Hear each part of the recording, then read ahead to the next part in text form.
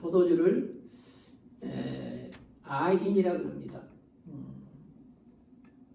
야인, 거품이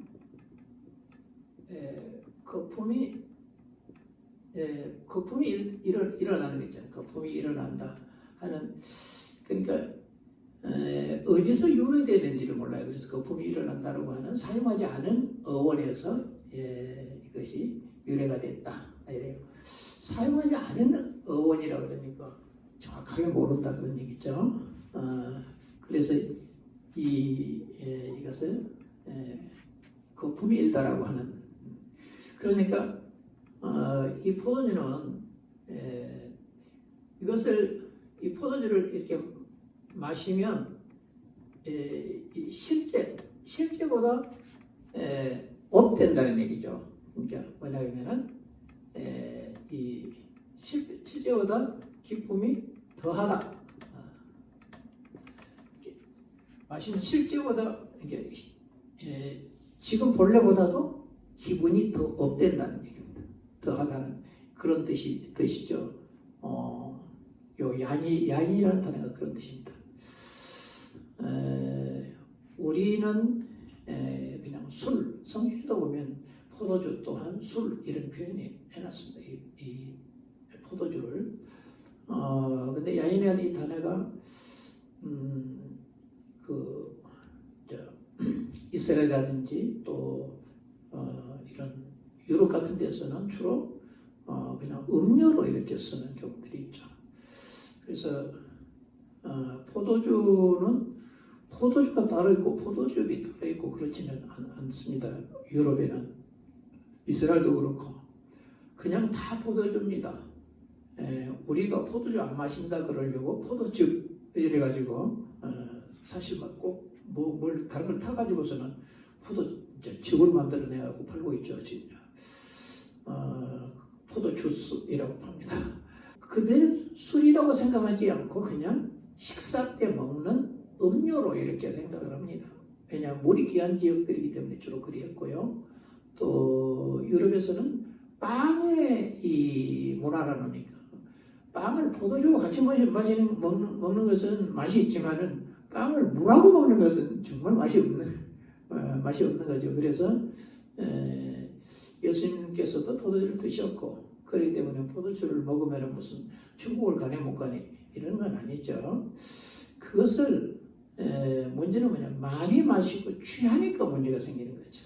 취해서 자기 아닌 행동을 하기 때문에 그리스도인으로서는 그것을 조금 우리는 절제하도록 이렇게 하고 있습니다. 또 만하면 마시지 말았으면 이렇게 하는 것이죠. 그러나 어떤 상황이 돼가지고 할 수 없이 마셔야 할 때가 있다 그러면 마실 수 있겠죠. 예를 들어서 유럽에 어느 가정에 초대를 받아가지고 가서 식사를 하는데 물이 없어요. 물달래 물도 안 주고 그래서 그럴 때는 한 잔 마신다고 해가지고 그것이 죄가 된다든지 천국 못 가는데 이런 게 아니잖아요. 그것은 그때는 상황이 다른 거죠. 음료가 되는 것입니다. 그렇지만은 우리나라에서는 다 술이라. 왜냐하면 술이 엄청나게 문제가 됐대요, 우리나라에. 그러다 보니까 우리는 술로 정해놓고 못 마시도록 이렇게 하고 있습니다. 포도주라고 하는 것이 유럽에서는 또 이스라엘에서는 음료로 이렇게 사용을 많이 했다. 지금도 음료, 그때도 음료고 계속적으로 음료가 하는 것입니다. 그런데 예수님의 이 생애가 보면 맨 처음 공생애를 시작할 때에 가나에서 포도주 이적을 일으킨 것 기억하시죠? 그것이 요한복음 2장 1절부터 11절에 나오는 내용인데요. 이모네 집이라 그럽니다. 거기가. 그래서 이모네 집에서 결혼식에서 제자들과 함께 초대를 받았다가 포도주가 모자랐다. 그랬는데 그곳에서 물로 포도주를 만들었다 하는 얘기가 나오고, 그리고 예수님께서 또 마지막 만찬을 제자들과 나눌 때에 또 빵도 포도주도 이런 얘기가 나오죠. 그래서 예수님 선생님과 포도주를 시작해서 포도주를 마쳤다. 이렇게도 얘기를 많이 하고 있습니다. 포도주와 얽힌 삶이었다 하는 것을 얘기하죠. 그러나 마지막 만찬에서는 그 포도주를 주면서 이는 죄 사함을 얻기 위한 나의 피, 곧 언약의 피라 이랬어요. 죄 사함을 얻게 하기 위한 나의 피, 언약의 피 이렇게 설명을 했습니다. 오늘 27절, 28절에 보면 그렇게 얘기를 했죠. 그래서 이것을 사도 바울이 고린도전서 11장을 쓰면서 그런 얘기를 하죠. 자, 뭐라고 하냐면 이것을 행하여 마실 때마다 나를 기념하라. 나를 기념하라. 근데 내가 올 때까지 내가 너희들을 위해서 십자가에 죽은 그 죽으심을 다른 사람에게 전해라. 이렇게 얘기했던 것을 보게 됩니다. 그래서 그 포도주를 주면서 이것이 나의 피다. 내 언약의 피다. 이렇게 얘기했습니다. 그래서 포도주와 얽힌 그리스도의 삶이셨다. 이렇게 얘기를 하고 있습니다. 유대인들의 결혼 문화가 있습니다. 결혼 문화가 한 남성이 한 처녀를 이렇게 보고 너무 마음에 들고 예쁘면은 이제 어느 정도 이렇게 결혼의 얘기가 이렇게 둘이 되어지게 나면은 이제 부모님께 가서 알리는 거예요. 부모님께 가서 알리고 부모님을 통해 부모님에게 그래서 이 여자에게 청혼할 수 있는 청혼 비용을 달라고 합니다. 그래서 가서 청혼 비용을 가지고 가서 잔치를 하고 그 청혼을 하도록 이렇게 되어 있는데 어떤 형식이냐 그러면은 부모에게 얘기를 했었을 때 부모가 돈을 줘요. 그럼 부모도 함께 가서 일주일 동안 잔치를 하는 거예요. 일주일 동안. 그래가지고 마지막 날 이 신랑 될 사람이 신부에게 청혼을 할 때 어떻게 하냐면 포도주를 한 잔 딱 이렇게 주면서 나누는 거예요. 신부 앞에 이렇게 신부 될 사람 앞에 나누면 그 여인이 그걸 받아 먹으면은 내가 결혼하겠다고 함성나게 되는 것이고 그걸 거부하게 되면 거기서 그걸로 끝나도록 이렇게 되어져 있습니다. 근데 일주일 동안 비용을 다 되면서 그 일들을 이렇게 하는 것은 저쪽에 친구들도 가족들도 집에도 다 사람들이 와서 이 남자가 어떤 사람인가 하는 것에 대해서 한 주간 동안 살피는 거예요. 여러 부분이 있어요. 그래서 또 신랑의 부모님들도 가가지고서 그 여인에 대해서 살피고 이래가지고 한 주간 동안 이 일들을 해서 문제가 없을 때에 그 포도주를 받아들이도록 이렇게 되어져 있는 겁니다. 그렇게 하면은 포도주를 받게 되면은 거기에서 신랑은 간단한 정혼식을 하고 집으로 돌아오게 되는 거예요. 돌아와가지고 그러면 정혼을 했을 그때부터 부부라 그럽니다. 그러나 이렇게 뭐 잠자리를 함께 했다든지 그러지는 않았기 때문에 역시 똑같은 처녀와 총각이라는 거죠. 그래서 집에 돌아와서 자기 아내 될 사람과 함께 살고 마지막 결혼식을 위해서 결혼식을 하고 자기가 살 처소를 즉 집을 마련한다는 거예요. 옛날에는 부모가 여기 살면 뭐 큰아들이 여기 살고 작은아들이 여기 살고 또 뭐 조카가 여기 살고 뭐 이렇게 왜냐하면 한 공동체를 이루고 살았기 때문에 그렇습니다. 그런 것이지 뭐 부모를 떠나 그러니까 요즘처럼 부모를 떠나 요즘 말은 이해가 되는 거지. 부모를 떠나 그러면은 뭐 그냥 부모 떠나 사는 거 이거 다 큰아들 작은아들 관계없이 떠나 사는 거 그렇게 이야기했지만 성경에서 부모를 떠난다는 얘기는 그 얘기가 아니에요.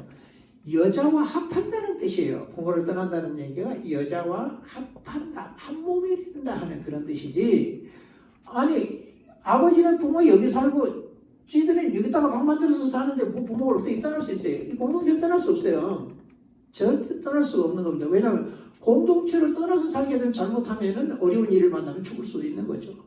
그렇기 때문에 이렇게 방 하나 만들어가지고 여기 살게 있는 겁니다. 그래서 부모를 떠난다는 뜻은 내가 아내와 연합하여 한 몸이 된다는 그런 의미로 설명한 거지 그냥 부모를 놔두고 그냥 떠났다는 그런 뜻이 아닙니다.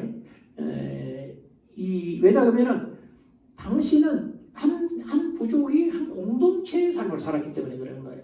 한 공동체의 삶을 살았기 때문에.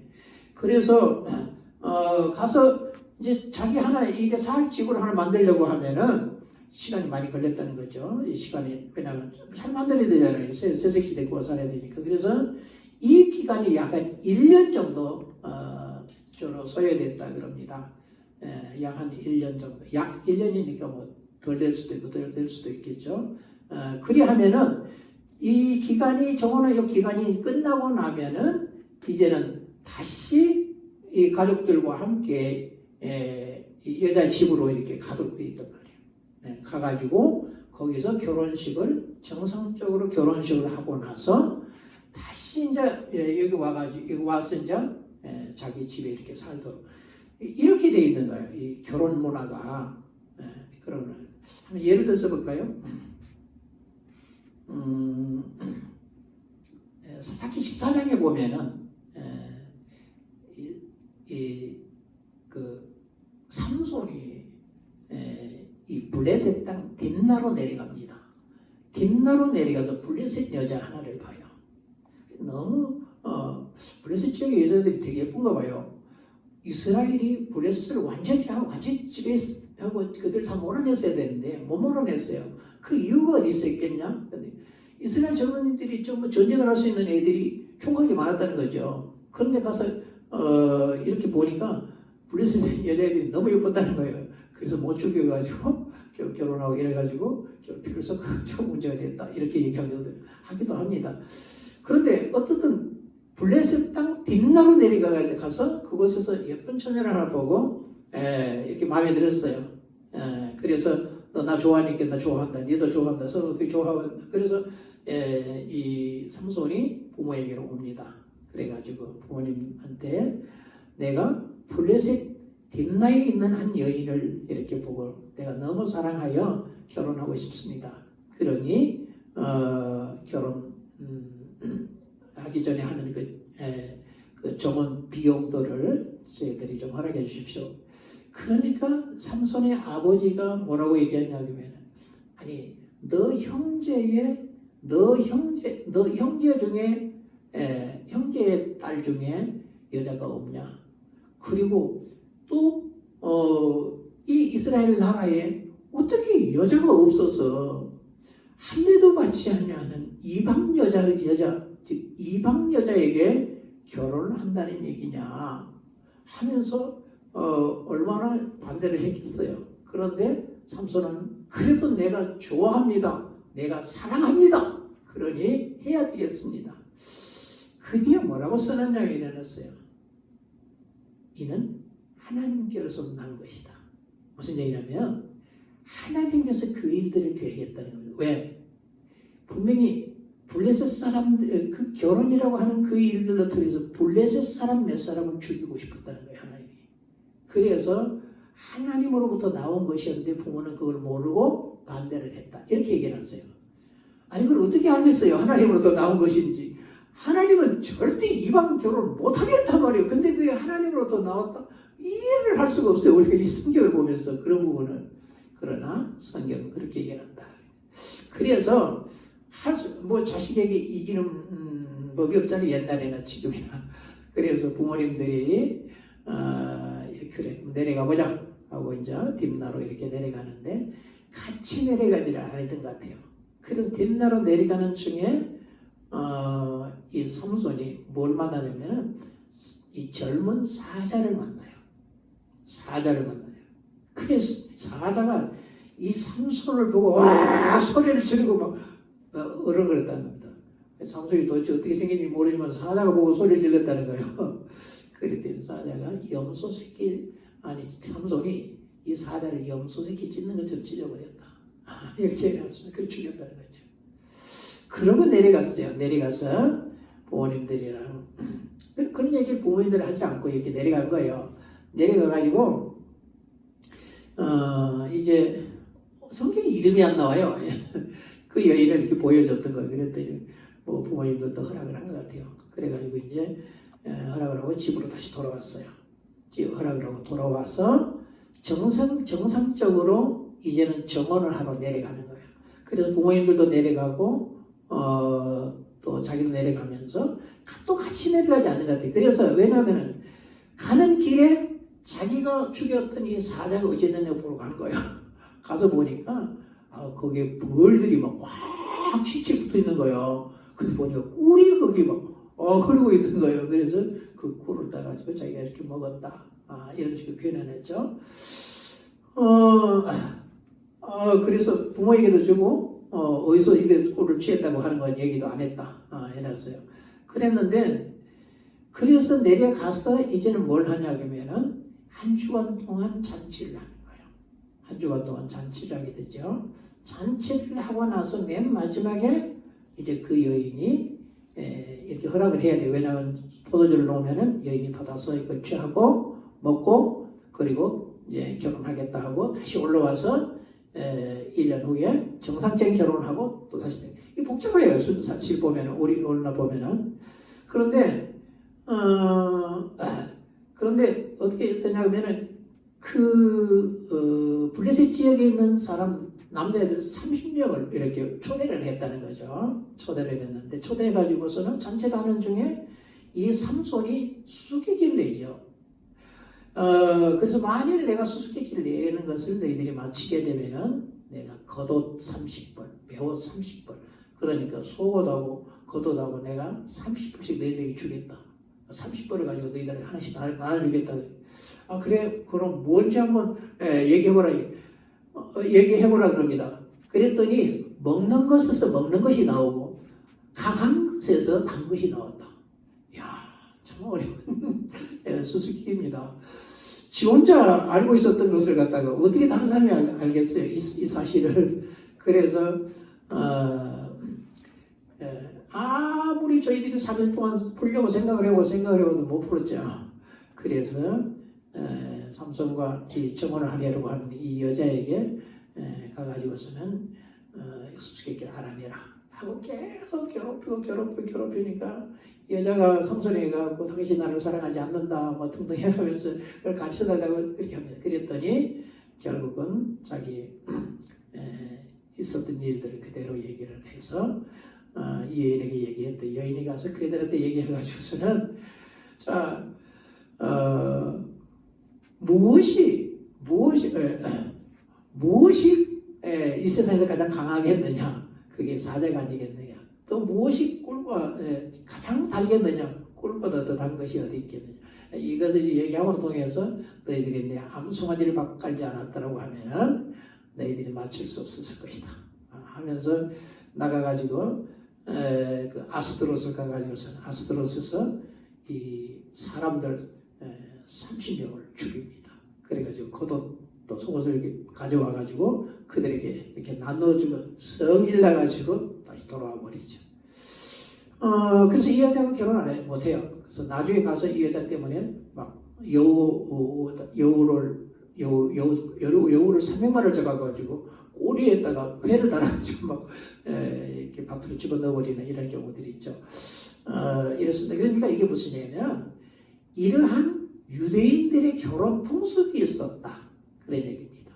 그래서 그 포도주를 받아 마신다 하는 것에 초점이 맞추어져 있습니다. 그런데 하나님께서는 이 삼손을 통해서 블레셋을 징벌하는 그런 일들을 위해서 이 일들을 계획했다라고 이렇게 보고요. 그 결혼 문화 이것을 통해서 우리가 오늘날 우리가 가져야 할 것들이 무엇이냐 그러면은 예수님께서 마지막 만찬을 드실 때에 제자들에게 포도주를 준 것 여기에다가 초점 맞춰야 된다 그런 얘기입니다. 그래서 예수님께서 포도주를 그들에게 내놓았을 때 그들은 예수님이 주신 포도주를 다 받아 마셨다. 이것이 무엇이냐 하면 예수님과 제자들이 결혼을 성납한 것이다. 정혼하기로 했다. 결혼하기로 했다는 겁니다. 그리고 그 시간이 정혼하는 것이다. 이렇게 얘기를 하고 있습니다. 그러니까 그 사람들은 어떤 사람들이냐 그러면 죄사함을 얻기 위해 자기 피고 언약의 피를 예수님이 흘리신다 그랬죠. 그러니까 예수님께서 그들의 죄를 위해서 자기 피를 흘려주신 이 사실을 믿는 자들은 예수님 제자들이 믿은 것처럼 믿는 자들은 다 예수님께 주신 포도주를 마신 것이다. 그래서 고린도 11장에 얘기하기를 사도 바울이 주님으로부터 받은 것이라고 해서 얘기를 하죠. 이것은 내가 올 때까지 기념해라. 그래서 성찬식을 우리는 하잖아요. 성찬식을 통해서 우리는 여기 참여해서 그 성찬식이 주는 이 포도주를 마신다는 얘기는 우리 주님을 신랑으로 나는 신부로 이렇게 맞이하여 정혼한 것으로 이렇게 받아들이고 이해한다. 그런 얘기입니다. 그래서 성경을 통해서 우리에게 주어지는 내용들을 보면은 이스라엘과 하나님이 자꾸 얘기를 합니다. 이스라엘은 처녀, 하나님은 하나님은 신랑으로 그렇게 해서 처녀 내 딸 또한 신부 이런 표현을 하죠. 그래서 하나님과 이스라엘이 결혼했다. 이런 내용을 가지고 오늘 우리 이방인들도 예수 그리스도를 믿음으로 통해서 예수 그리스도와 우리가 결혼을 이렇게 하게 된다.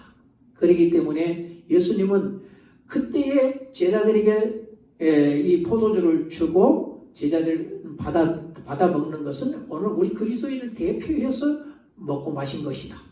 이렇게 해서 그렇게 하시고 우리 주님은 하나님 나라로 가셨습니다. 가실 때에 내가 너희를 요한복음 14장 1절부터 3절은 내가 너희를 위해 처소를 예배하러 가노니 그랬죠.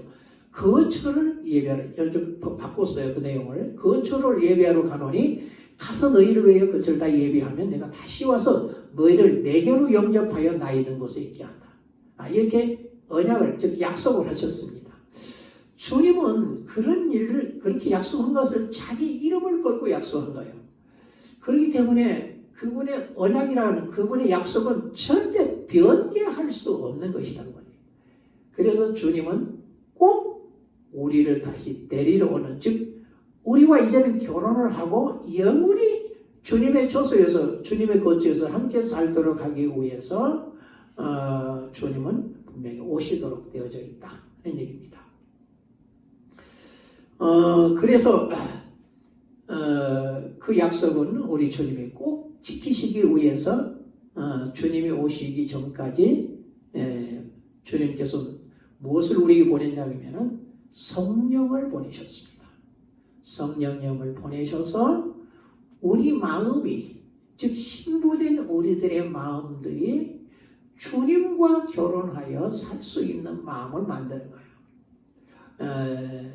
그래서 우리에게 말씀하시는 성령께서 계속해서 감동해서 사도 바울을 통해 베드로를 통해 요한을 통해 등등 이런 사람들을 통해서 마음을 감동해서 성경을 계속해서 쓰도록 했죠. 성경을 쓰도록 했고 그리고 기도할 때마다 성령께서 우리의 마음을 감동을 해서 내가 성경의 말씀을 믿고 어떻게 순종하고 어떻게 거룩함을 가지고 살 것인가 하는 것을 성령은 계속 우리를 감동하여 가르친 것입니다.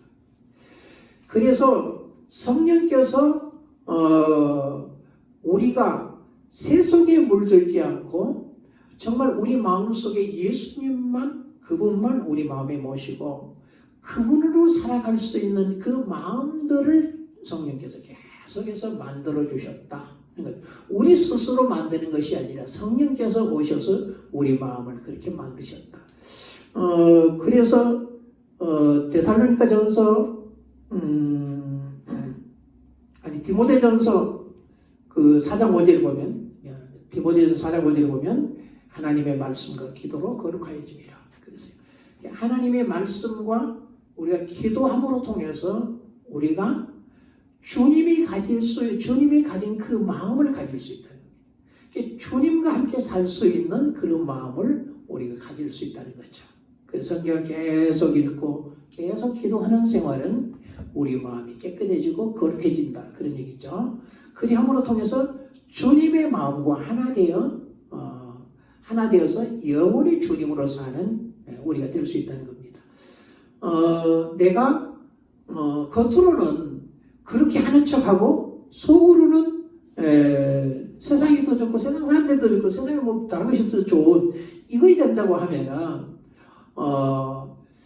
우리 사람들은 다른 사람의 속을 모르니까 그러지만 우리 주님은 우리의 중심을 보신다. 또 우리 속을 안다는 겁니다.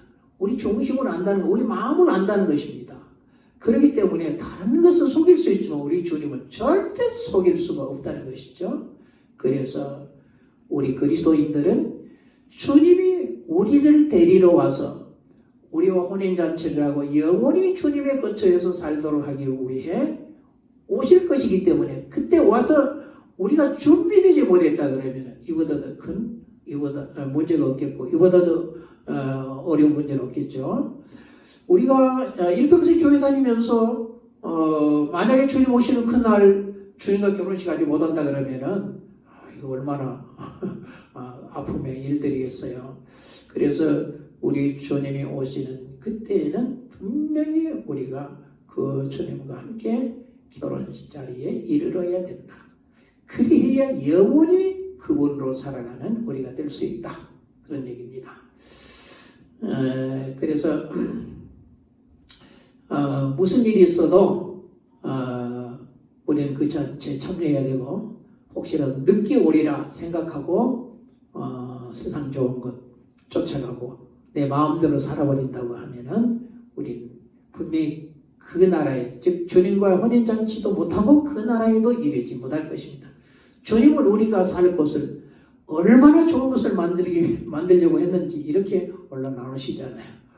그런데 오시면은 분명히 우리를 데리고 주님이 계시고 즉 우리를 위해 예비한 곳에서 영원히 주님을 누리며 살 수 있도록 이렇게 해놓으신 거예요. 해놓았다라고 이렇게 믿어집니다. 그래서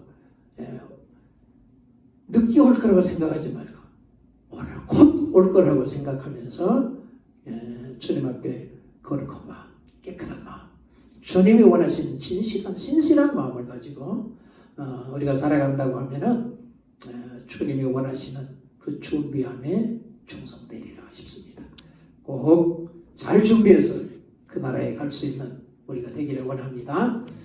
기도하겠습니다. 좋으신 우리 아버지 하나님, 오늘도 우리를 사랑하여 부르시고 우리에게 말씀해 주시는 주님 감사합니다. 우리를 위해 거처를 예비하시고 다시 오셔서 우리와 혼인잔치하고 그 거처에서 영원토록 우리로 하여금 살도록 하기 위해서 주님 준비하신 줄 믿습니다. 주님 속히 오신다고 하셨으니 늦게 오리라고 생각하고 우리 마음대로 살지 않게 해주시고 매일매일 주님을 기다리며 거룩한 마음 되어 주님을 기다리면서 사는 또 기다림으로 더 행복한 삶을 사는 저희들 되게 해 주옵소서. 예수님의 이름으로 기도하옵나이다. 아멘.